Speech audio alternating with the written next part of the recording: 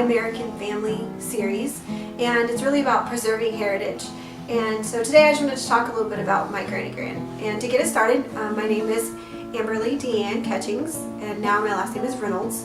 I was born on May 5th, 1981. My parents are Donald Catchings and Nancy Catchings. And my grandmother, who I refer to as Granny Gran, is Theresa Ann Ballard, and she was born to Alta May as Theresa Ann Brown in October of 1939.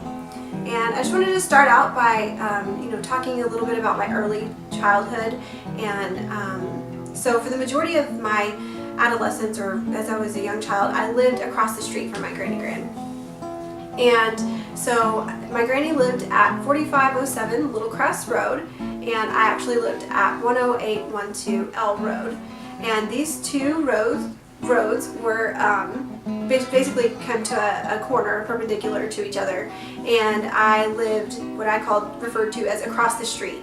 And so in really close range to my house there was my house, and my Granny Gran's house was on the corner, and then my Nana lived next door to her. So Alton, who was my Nana, lived next door, and then across the street from my Nana was Mrs. Lewis. So basically, growing up, I was able to have sort of free reign and roam between those three homes. Most of my childhood memories revolve around those three women, either Mrs. Lewis next door, my Nana across the street from her, and then of course my Granny Gran living across the street from me. But like I said, I was going to focus just on talking about some of the memories I have with my Granny Gran in particular. And so one of the things that I really remember, and it's not just like a single memory, it's just a continuous thing that we would do, myself and then my cousins Tracy and Samantha, and then later on when my brothers came along, is we would go across the street. I would get across the street at my Granny Gran's house, and whenever we would into her house or her patio area, there was a swinging gate in the back, and so we would go out the back swinging gate and just play in the backyard. And in her backyard there happened to be this really large tree. I don't really know what type of tree it was, but what type of tree was it? Oak tree. Okay, it was a really large oak tree. It was huge, and so that was between her backyard and then sort of my Nana's door was over there as well, and so we would just play in that area. I don't really remember there being a ton of supervision or anything, but we spent a lot of time during my childhood playing back there. Also along the back of my granny's house, and she had it around the front too, she had these long flower beds, and she would keep marigolds in her flower beds. So I just have really fond memories of playing in the backyard, and then the marigolds that were there were so pretty. And honestly, she had some of the best grass. It may sound strange, but I spend a lot of my time barefoot. I don't really like shoes, and so one of the things I really remember is this like St. Augustine grass, like really thick grass, just running around in the backyard. And there was a bio back there, and so like I said, we weren't really, I don't think, being closely supervised or anything, but we knew, I guess, to stay away from there. So there was the big oak tree, and then beyond that there was this like pretty deep bio, which was kind of interesting to me now to think back and think that we were just like kind of playing out there without anybody paying much attention. So we spent a lot of time playing outside, during the summers, particularly I think when I remember most, just because there was a time period when Tracy and Samantha were living with Granny Gran, and so that's pretty memorable for me. But I think that even in the summers, obviously, they were there a majority of the time, and that's what most of our memories what most of my memories of being out there and playing in the yard and doing those things were when they were there. And so if it wasn't, me, Tracy, and Samantha, then it would have been also later on my brothers came along, so Donald and Dustin were there too. And if we weren't outside, then all I really, mostly remember is sitting in a bar stool at the bar and Granny cooking. And if it was lunchtime, it was a grilled cheese and some sweet tea. Granny definitely didn't put up with any sass or any like pickiness. It was like you eat it or you just don't eat. I remember, you could have as many grilled cheeses as you wanted, but you were going to eat a grilled cheese. You could have as many glasses of tea as you wanted, but you were going to drink tea, or water, I guess, but that wasn't ever a choice of ours. We always went with the sweet tea because that's what was the best in Granny's house. So I remember that fondly. I remember she had these very big bar stools that we would swing around in and sit at the bar, and that was really a majority of what we spent our time doing, either sitting in the kitchen with Granny or being outside. So growing up, those are the majority of the memories that I have with her. Now, that's when we were behaving, of course, which wasn't always, 3 girls and 2 younger siblings of mine. We definitely found ourselves getting in trouble. And while Papa might have thought it was a good idea to just, set us on either side of the TV, and he would watch cartoons or something that we wanted to watch and sort of make us suffer it out, Granny didn't have time for that. She just got out her goodie brush.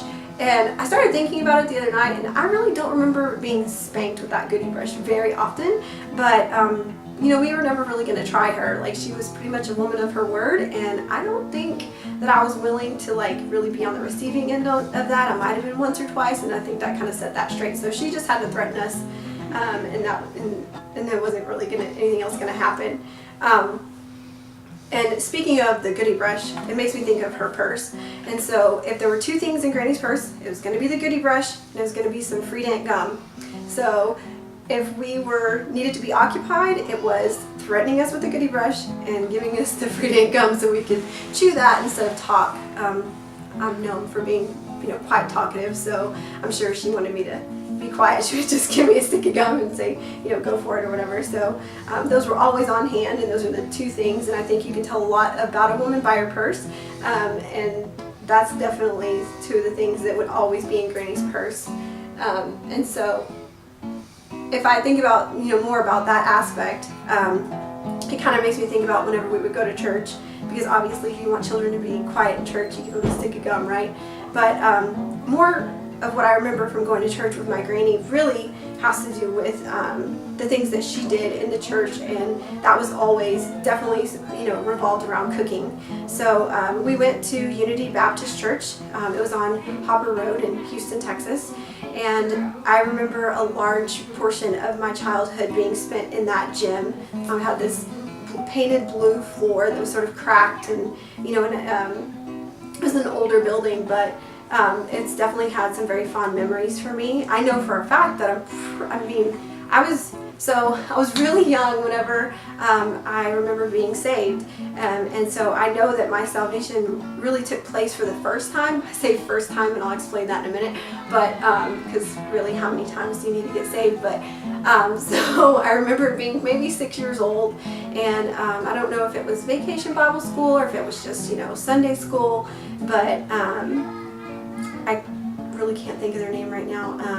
So the Shelley and Sister the Walters. Walters. So Brother Walters was doing the service. I'm pretty sure he was the one who did the service, and I remember getting saved there. Now let me explain about why I think I've had to be saved several times. So I also grew up in a family that part of my family was always we went to not just Baptist church, but Assembly of God and PCG, and it was always growing up this doubt in my mind about okay, if I got saved, but then I was really bad, so do I need to get saved again? And so I probably asked Jesus to come live in my heart more than once, on more than one occasion, but the first time was definitely in that gym, and so I remember that very, very in depth. And so beyond that, though, as far as my granny is concerned, she did spend so many hours in that kitchen, and one of my fondest memories, and one that I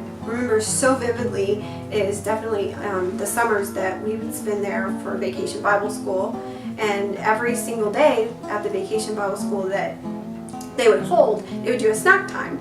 And usually, I guess it may have consisted of different things, but the thing I remember most is having snow cones and butter cookies. So if you don't know what butter cookies are, they're they're the best thing ever. You could probably eat a whole box of them, but they're shaped like a flower and they have a hole in the middle, and so for a kid that's perfect because you can stack them on your finger or whatever. And so my granny always had this ton of butter cookies put out, and she would be helping with the snow cones, and I can literally just smell the snow cones and butter cookies because that's just one of the memories that is just really strong in my mind.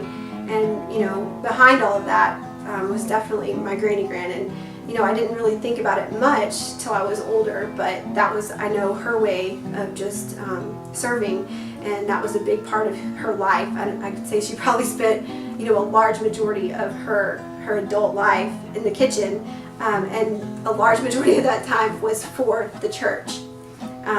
And speaking specifically of the kitchen, no one would deny that my granny is a great cook, so her recipes, we've passed them down, but one of them that we would always fight over would be the banana pudding. So there's, at any family event for us, any church event, they had to have a banana pudding, but any family event, it was a staple, like, or still is even. We try to cook it the same, but you know, nobody gets it exactly right, just like Granny Gran did. So we have the banana pudding, and we've been known to maybe like scoop some out and like put it to the side, or you know, we have to like say, okay, now you can go get banana pudding, because if not, then everybody would fight over it. And so that's definitely one of her dishes that I know everyone that knows my Granny Gran knows about her banana pudding.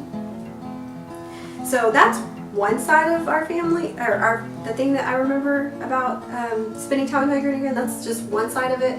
But the other part, whether not just being at home or being at church, the other huge part of spending time with our granny is fishing.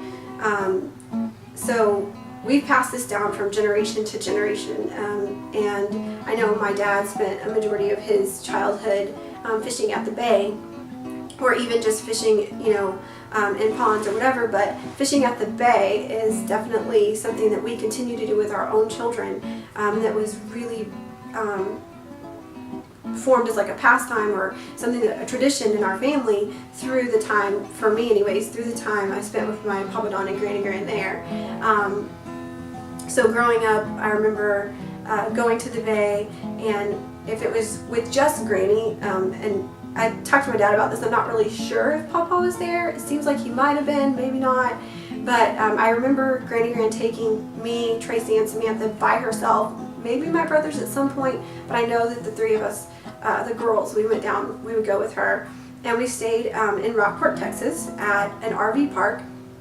So Granny Gran and Papa had an RV, and then they also had a boat, but on these trips, or a couple of trips, I remember it just being us with the RV at this RV park that was next to a cemetery, and the pool was like right next to the cemetery, so it was funny, kind of creepy to like go out there and go swimming. But the reason why I think they really picked this particular RV park is there was a pier across the street, and so at night we would go out there and go speck fishing. I don't really remember catching that many fish necessarily, but there was a lot of good memories just being out there. And Granny would take us out there late at night, and you know, I don't think we had to go out, you had to wait to go out until midnight if you're really going to catch any good fish. You can't be out there too early and be under the green lights, you know.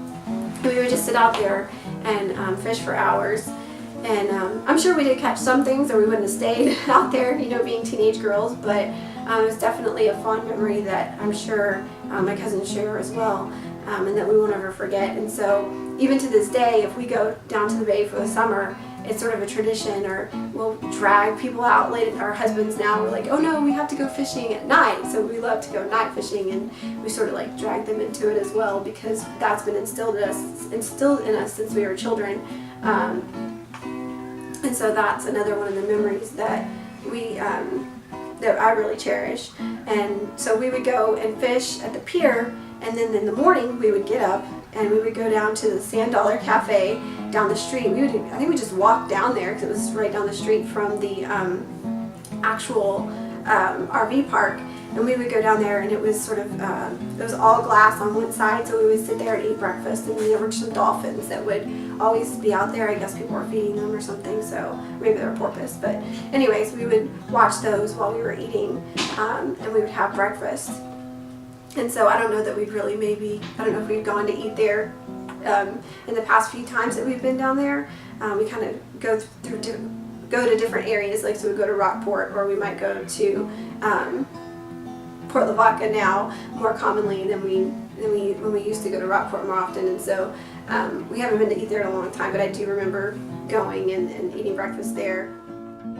So are there any things legacy-wise, or any things that that Granny has passed down to you that you see as that you grew up as a woman, some of the things that you have? Well, I definitely feel like her no-nonsense kind of, I love you, but I'm not going to let you push me. I'm not going to, basically, like, it's just being a strong woman and, you know, saying things, and when you say them, you mean them. Those are things that my granny has instilled in me, and that even if I tried to be someone different than that, those things come out of me. That's part of who I am. And so whenever I, discipline my children. Of course, I love them, but she just has always instilled that in us, that there's this element of discipline, that it's love, but it's also like there's a line you're just not going to cross. And so that's very important in our family, in the way that we raise our children. I think that myself and my cousins, my siblings, we all kind of have that part of us that she's instilled in us as we grew up.